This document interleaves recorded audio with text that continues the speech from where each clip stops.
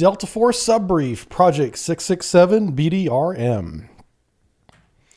All right, so the Delta IV story begins in 1975.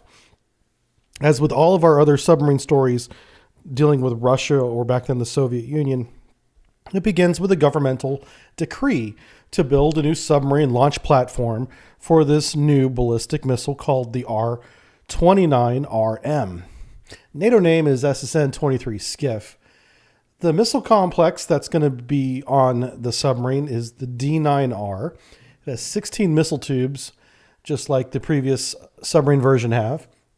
This is one of the few cases or rare cases where missile development began after submarine development. Usually it's the other way around. So missile development really gets going in 1979, 4 years later after the submarine program has started. They simply add a third liquid propellant stage to the previous missile, causing it to be a little bit taller. Therefore, the missile deck behind the sail is going to be a lot taller than the Delta III. That's one of the ways you can tell the difference between the Delta II, the 3, and the 4 is by watching the missile deck get higher and higher behind the sail. So this is going to be the largest missile deck of the Deltas. This missile upgrade will get 2 upgrades, and each time the missile gets an upgrade, these submarines will go in for a midlife upgrade as well. The first midlife is 2.0 called the Sneva. And then the second one is 2.1 called Lanier. And we'll go into what those are when that comes up. All right, so we're going to come back to this slide one last time. We are completing the loop with this brief of the R-29RM SSN-23 SKIFF there for the Delta IV. Over the course of all of our submarine briefings, we have covered every one of these missiles in great detail, including the subbrief. The SKIFF becomes operational in 1986. 3-stage liquid fuel rocket can reach out and touch a target over 9,000 kilometers away. And we had some fellow Patreons ask me to double check this range because they couldn't believe it. But that's absolutely what it is. I've checked it twice, over 9,000 kilometers. This Delta IV can hit targets inside the continental United States from its pier in the Kola Peninsula. That's how much range this has. It doesn't even have to go to sea. It simply goes to sea to try and hide, but it can hit its targets from just about anywhere in the world. 4 to 10 100 kiloton warheads is the payload. They usually don't take 10, but they could have up to 10. The accuracy is less than 1 kilometer circle. It's using the astro correction system, and after 1988, it has the GLONASS system, which is the Russian GPS. And in 1999, we're begin getting these upgrades where they have the 2,000 kilogram, which is a large conventional warhead, so they can shoot non-nuclear payloads. So just because you see one of these things go off in time of war doesn't necessarily mean it's a nuclear payload. It probably is, but it doesn't have to be. And then in 2009, the R-29RMU 2.1 upgrade uses medium warheads, which those are the low-yield tactical nuclear warheads, and decoys. They added decoys to them. All right, so Delta IV by the numbers, very similar to Delta III, displaces a few more tons at 18,200 tons. Similar length of 167 meters. Beams a little bit wider at 11.7. Speeds right around 24 knots.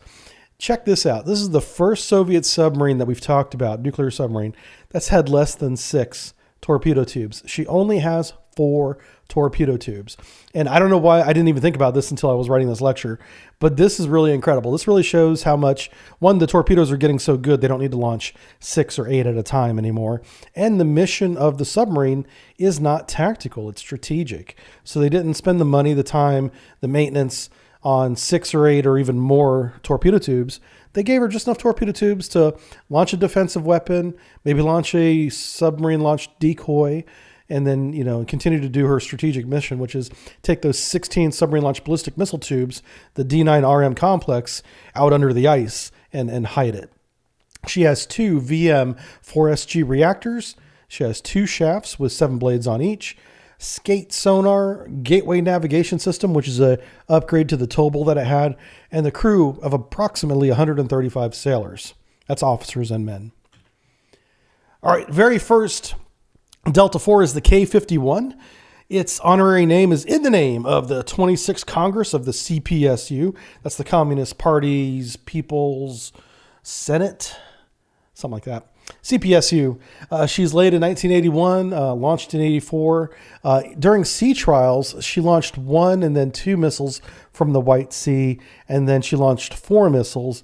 A total of 10 missiles were launched during sea trials because she was the first boat launching this R-29RM missile. After she gets done with all those sea trials that last about 5 months, shooting 10 missiles, she is finally commissioned at the end of the December 1984. August 1985, she cruised under the ice to 82 degrees north latitude, or longitude rather, to test navigation system. She didn't fire any missiles up there. She's just verifying that she can navigate under the ice without relying on magnetic compasses, and she successfully does that.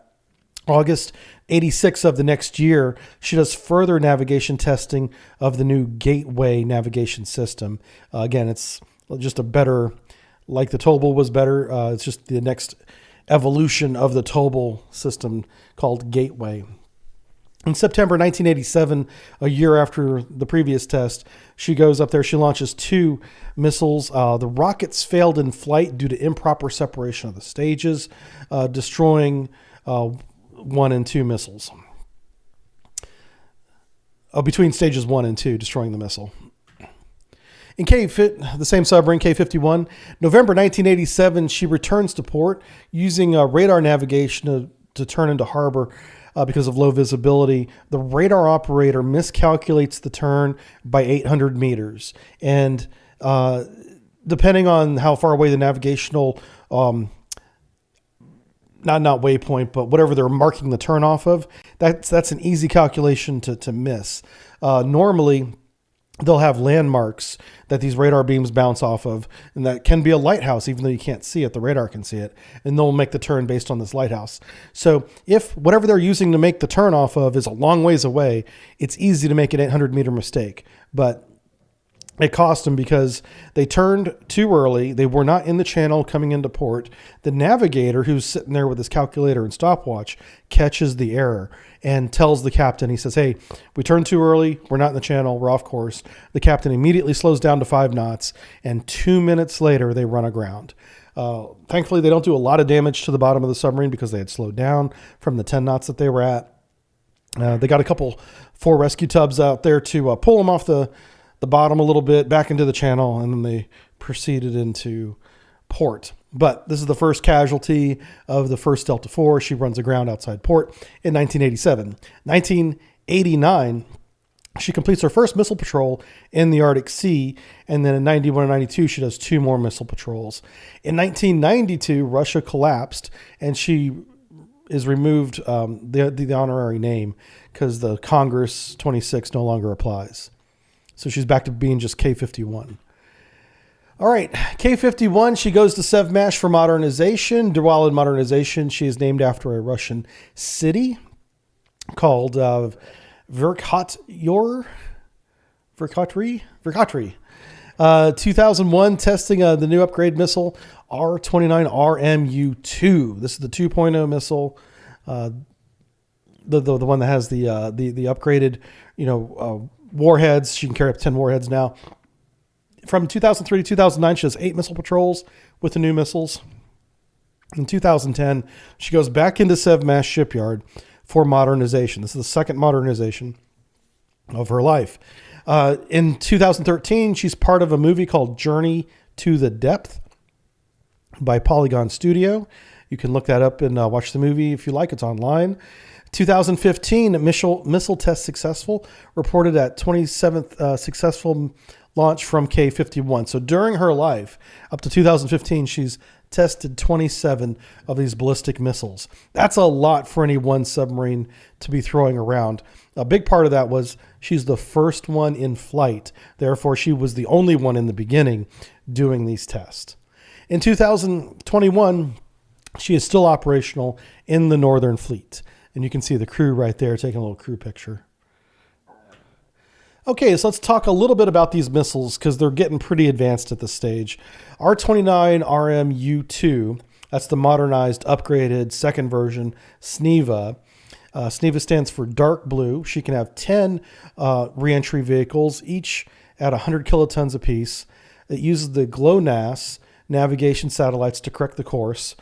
The RMU 2.1 Lanier, which is an even more advanced version, added some anti-missile defense defeating capability to the reentry vehicle. Up to 12 decoys can be replaced where one warhead would be.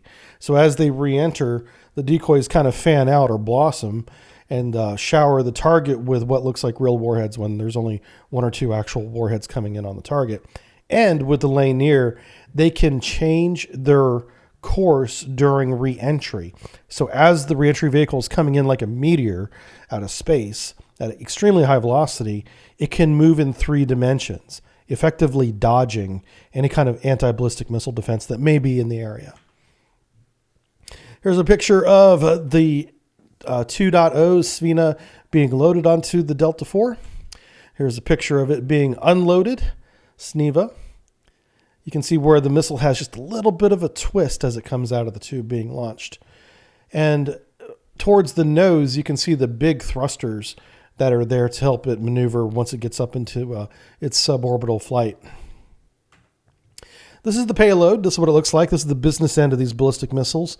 These reentry vehicles rather, are on the workbench. They are incomplete.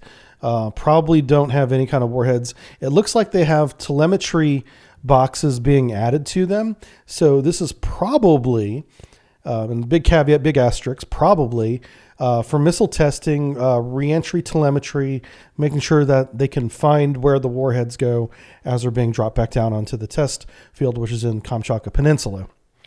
If you look in the background there, you can see the nose of the missile that's going to be placed over top of these to protect them as they get launched up into flight.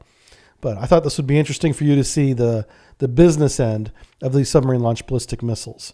If these were real warheads, they would look like complete cones with pointy little tips. But it looks like they have a lot of telemetry and testing going on. Again, they're incomplete. Even at this stage, they need to put the rest of them together before they would be used. But this is what it looks like on a workbench. Okay, K-84, laid in 1982, launched in 1985, commissioned at the end of 85. This is the second of the Delta IVs. From 1988 to 96, she does 6 patrols in the Arctic Sea. She gets her midlife upgrade at SEVMASH in 1998. All of these submarines, all the Delta IVs are built in SEVMASH, upgraded in SEVMASH, and serve in the Northern Fleet. All of them. In 1999, she gets her honorary name, Yekaterinburg. In 2003, first successful missile test with this under the SNIVA program. That's the 2.0 program. That happens in 2003.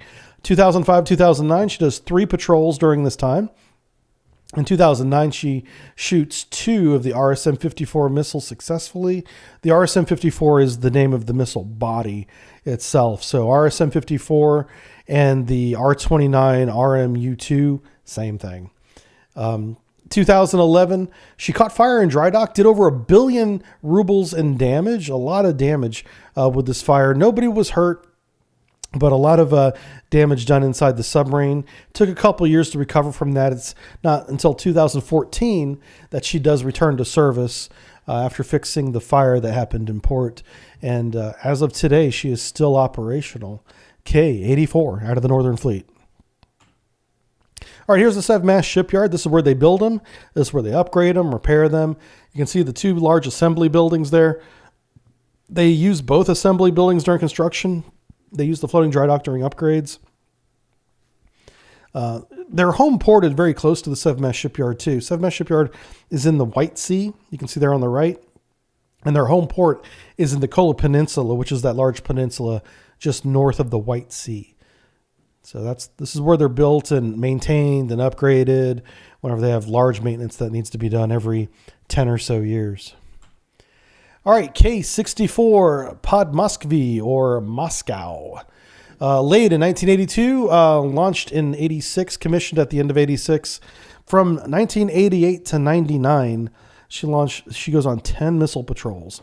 Very high tempo submarine, doing about 1 a year. for the Delta Force. And then in 2000, she goes into dry dock as expected. This is about the time she'd be getting her midlife upgrade, but the midlife upgrade is halted. And that is a picture of her coming out of the midlife upgrade. So I'll give you guys a second to look at that and see if you can see what significant change has been done there. That's right. Look at the missile deck. The missile complex, the D9R missile complex is gone. They took it out. So what'd they do with her?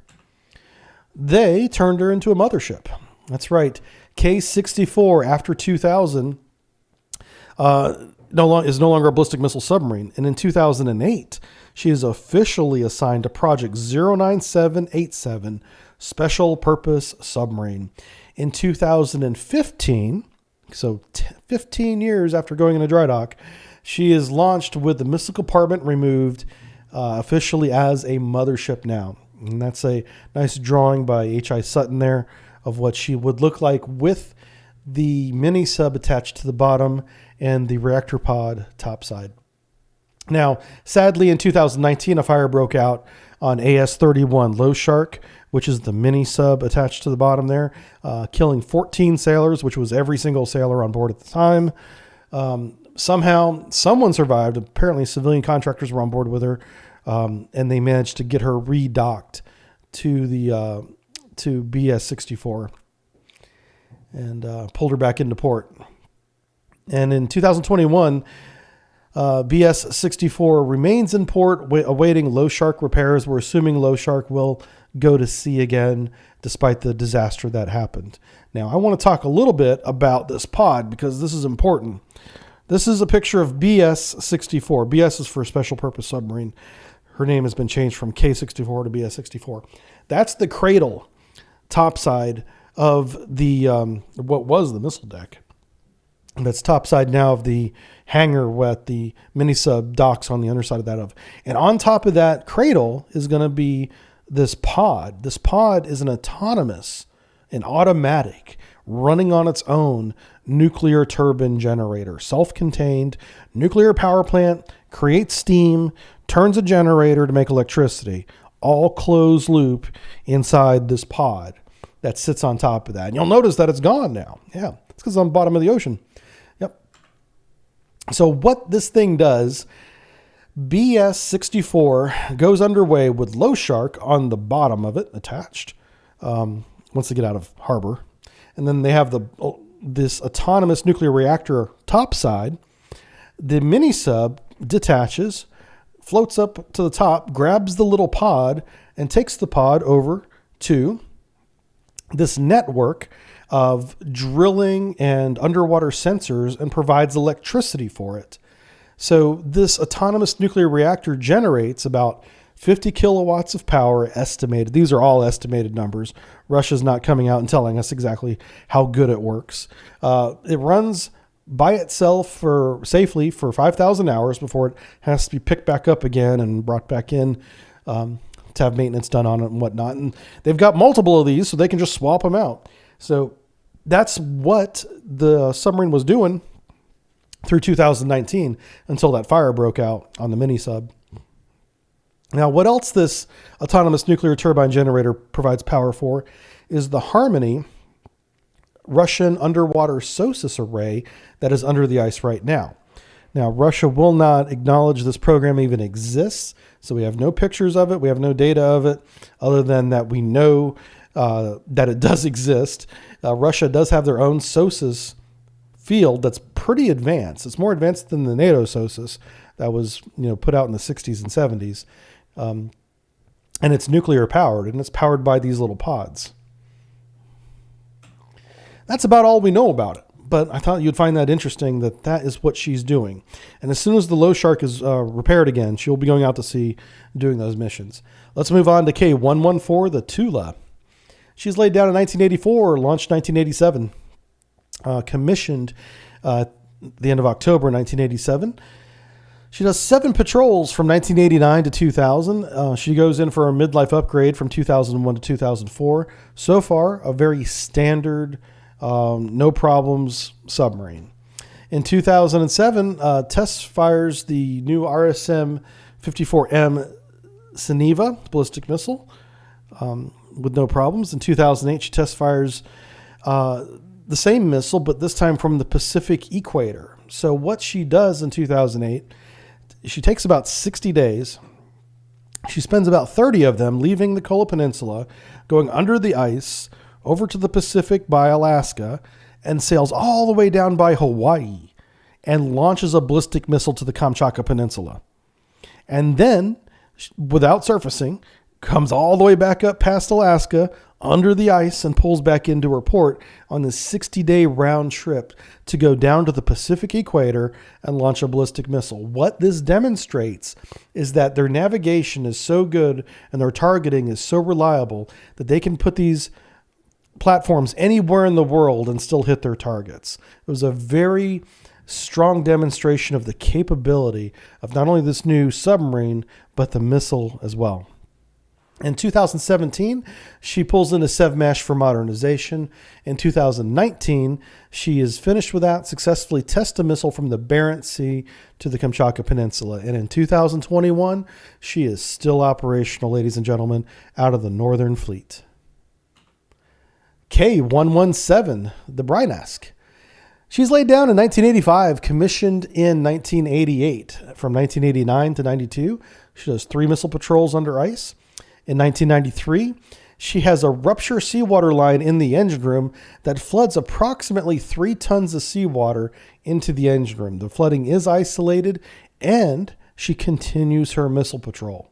She's not going to let a little thing like flooding in the engine room deter her. She was on alert, on patrol when this happened. She finished her patrol. So good on her with dealing with a pretty significant casualty. 3 tons of water is a lot of water, but apparently it didn't damage anything that would significantly stop them from performing their duties. So they stayed out there. 1994, she surfaces at the North Pole, which is just something submarines do at this point. In 1998, she gets the honorary name Bryansk. And from 1999 to 2001, she does 3 missile patrols. In 2002, she pulls in a SEVMASH for modernization. She comes out in 2004 and performs some missile tests with the new missile to make sure that it works. It does. In 2006, she surfaces at the North Pole again. This time she launches a missile from the North Pole to the Kamchatka Peninsula. And that is just as significant as launching from the equator, if not more so, because the magnetic compasses are useless at the poles. And she's still able to successfully target a missile from a point on the Earth where every direction is south. So if you think about that, you can understand how difficult it is to navigate and aim things where no matter what direction you face, as you spin 360 degrees, it is all the same direction. It's all south. But that's just magnetically. Obviously, geographically, it's different. And that's what they're proving, is that they can launch from anywhere in the world, including the North Pole. In 2008, 2009, she does 3 missile tests from the Barents Sea. In 2013, a surprise missile drill from Putin himself orders a coordinated missile launch from both the North Sea Fleet and the Pacific Fleet, and they simultaneously launch multiple submarine ballistic missiles into Kamchatka Peninsula missile range successfully. In 2017, she pulls in the SEVMASH for her second modernization, and as of 2020, she's still in SEVMASH getting these upgrades. I expect in 2021, she'll be out. She'll be shooting the new layer version of the missile, the R-29 RMU 2.1, and we'll be testing that probably in summer of 2021. All right, next submarine is the K-18 Karela. She's laid down in 1986, launched in 1989, Barents Sea War Games in 1991. They had to medevac the sailor to a Utiloi for an appendicitis. This is interesting because I was present at this war game, and I remember the Utiloi. I remember the Delta IV. We had no idea that there was a medical emergency. I remember the helicopters. Helicopters were everywhere. But that's what happens in a war game, is you have Utilois, you have submarines, and you have helicopters. Apparently, during this time, there was a medical emergency. And I did not know about this until I read the ship's logs doing this video. Anyway, so I'm sure the sailor is okay. I'm sure he got the medical assistance he needed. In 1993 to 96, missile patrols under ice, does 3 of them. In 1996, she's awarded her honorary name, Karelia. In 1996 to 2000, she does 5 missile patrols in 4 years. So the tempo is getting higher and higher. They're doing more with these Delta IVs.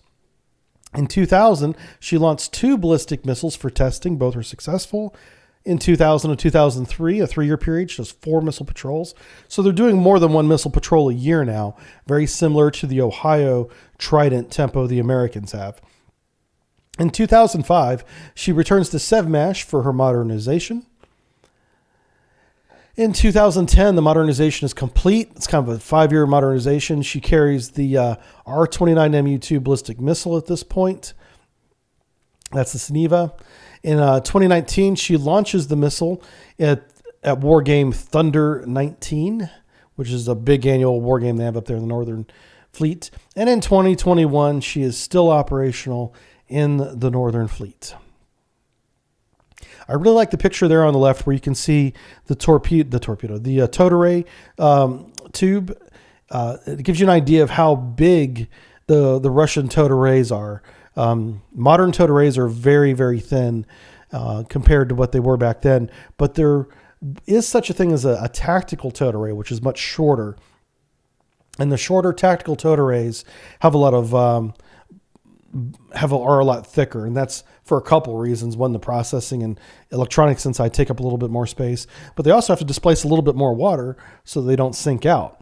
Whereas the longer towed arrays, they can, make themselves buoyancy neutral over a longer plane, making them thinner.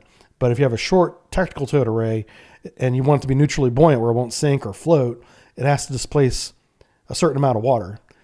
And so that's why it's a little bit thicker. But boy, that is a really thick towed array tube right there. It's much thicker than either it needs to be or they have really large tactical arrays, and it might be the latter. All right, let's talk about K407, the Novomoskov. She's laid down in 1987. She's launched in 1990, commissioned at the end of November 1990. 1991, she fires a full salvo of 16 R-29RM missiles for testing. This has never been done before. Not by Americans, not by NATO, not by any other country. A full 16 missile salvo launch. Extremely expensive test, and it works. It goes off swimmingly. All the missiles reach their intended target. She blows her entire load over a 1 to 2 minute period. It is an incredible test. And if they ever declassify the video of it, I will bring it to you because it's amazing. And it's the first time they've ever done it. They just wanted to see if they could, I guess, and they did, and it worked. In March 1993, she collides with the U.S. submarine Grayling, SSN 646, which is, it's not a 688, it's one of the older 637 ones. Minor damage to both submarines. They surfaced, our submarine did not. They separated, and the Grayling ended up pulling into port in Holyloch, Scotland for repairs a couple days later, which is how the Russians found out who it was. I mean, they figured it was us, and they were right. They just didn't know which one it was until they saw the Grayling pull in. 1996, she test fires R-29RM successfully. And in July 1998, she launches 2 satellites, TubSat-N, TubSat-N1, from a submerged position. Both of these satellites are successfully launched. They do orbit the Earth for a couple years for a university in Germany that sponsored the program, and are no longer in orbit. They've come out of orbit by now. But this is just demonstrating that they could put satellites in orbit from a submerged ballistic missile submarine if they wanted to, using the R-29RM missile. Because the R-29RM with the 3rd stage has enough energy to deploy satellites. That's something that other rockets before them could not do. In 2000, R-29RM missile is successfully tested again in 2000. In 2001, she does it again. So she's testing them like 1 a year now at this point. In 2004, missile testing is aborted due to a crew error. This is a little bit embarrassing because in 2004, President Putin was topside of a missile destroyer waiting for the missile test to proceed. They were supposed to launch 2 missiles, and because of the error on the first missile, they canceled the entire test, leaving an awkward moment with the president of Russia with his binoculars waiting for the rockets to come out of the water. And some lucky sailor got to go inform him that he would not be seeing his rockets today. In 2006, Father Leonid carries out baptisms on board the submarine. This is not the first time this happens, but I added it to the lecture because I wanted to point out the connection of religion with the Russian military and especially the submarine service. They appear to have they've always had a little bit of mysticism and religion around the military of the Soviet Union and Russia throughout history. That's not new.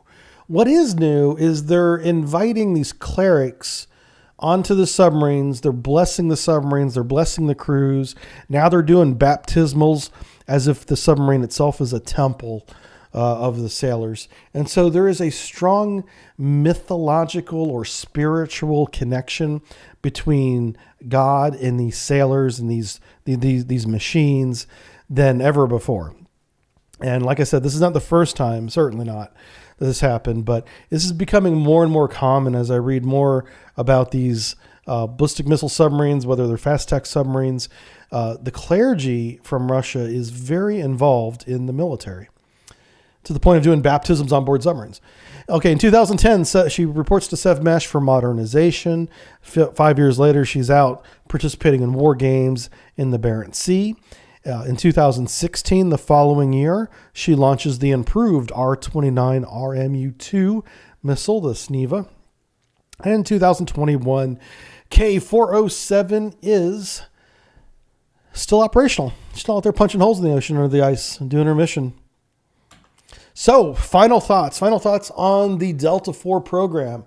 It is the pinnacle of Russian ballistic missile capability up to this point. Okay, so we're still talking about 1990s to 2000s. Whenever these were being built, these were the best that the Soviet era engineers had designed and the post-Soviet Union Russian craftsmen had built. And the crews now are so experienced in operating the Yankee and the Delta 1 and the 2 and the Delta 3. By the time the Delta 4 comes out, a lot of the systems are very familiar to the crew. They've seen similar things on previous boats. Those of the Navy that have stayed in from one boat to another. And so we're seeing the number of casualties go down. They're following their procedures. They have fewer and fewer accidents with the reactor, fewer collisions, fewer negative events are happening now. So this is really good. And at the time of the Delta 4 operation, she is the absolute best that they've built. She has the longest strike range with this R-29 RM missile. This is up to the Bory that's out now. We're not including the Bory in this, but as far as the Deltas go, she has the longest strike range. She has the highest reliability of any Russian SSBN. A strong second would be the Delta 3. So Deltas in general, very reliable. She's less expensive to operate than the Typhoon, which is the big reason why they only built 6 Typhoons and they built 7 Delta 4s. And they have a ton of Delta 3s. She supports gas and oil exploration in the Arctic Sea. So the Delta 4s are not only doing ballistic missile missions anymore. They're launching satellites. They're bringing autonomous nuclear reactors under the Arctic Sea. They're providing support for unmanned underwater vehicles with the nuclear pods, supporting power and electricity to the Harmony system, which is Russia's SOSUS system called Harmony. Again, officially does not exist, but I'm telling you it's there, and that's the name of it. Succeeded by the Bory class in 2013. So, we could say this is the pinnacle of Russian ballistic missile engineering all the way up until 2013, if you wanted to be specific about it, because the Bory is a very well-designed submarine. We already have a brief on that. I recommend you go listen to that after this one if you want to know more about the Bory. And something that many of you may find surprising, but the Delta IV is the quietest nuclear submarine in the Russian fleet that I have ever tracked. And I've tracked most of them. In terms of classes, I've gotten almost all of them. Okay, so I'm able to put real life experience towards the Victor 1 versus the Victor 3 versus the Akula, and then versus, of course, all these ballistic missile submarines. And the Delta 4s were so quiet. They were very difficult to get a hold of. And once you had a hold of them, it was hard to maintain that hold because they're so quiet, you could lose them at any moment. Every time we wanted to make a turn, my ass was in control going, I recommend we don't do that because after we turn, we may not have the submarine anymore. Okay. But of course we've had to turn and do our job as well. So up until 2013, I cannot speak for the Bory because unfortunately I've never tracked the Bory. She is the quietest nuclear submarine that I personally have ever tracked. And that is saying something. She is like a hole in the water. She's very, very quiet. All right. Well, that's the sub brief for Delta 4, everybody. I want to thank the department head, JB, for the big ass support he's been offering us. I really do appreciate it, JB. Pledging at the department head level. There's plenty of open spaces at the department head level. We have a whole boardroom here of empty chairs. If any of you guys want to join me and JB at the boardroom table, the division officers, thank you guys very much for your support.